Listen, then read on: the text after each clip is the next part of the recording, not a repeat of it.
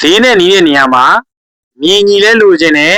ပြင်ဆင်ပြီးသားလဲလိုချင်တယ်အသင့်တက်နေအထုပ်ဆွဲတက်ပုံစံမျိုးလဲလိုချင်တယ်ဆိုလို့ရှိရင်ဒီဗီဒီယိုလေးကလူကြီးမင်းတော့ပါပဲဟုတ်ပါတယ်ကျွန်တော်မိတ်ဆက်ပေးမယ့်အခန်းလေးကတော့တာကီတာတ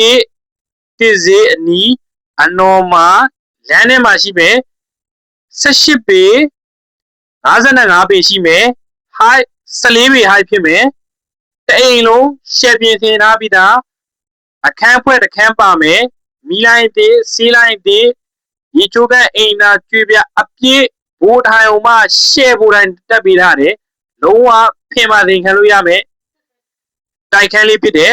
ဒီမြင်းကြီးအခန်းလေးကိုလိုချင်တယ်ကြည့်ချင်တယ်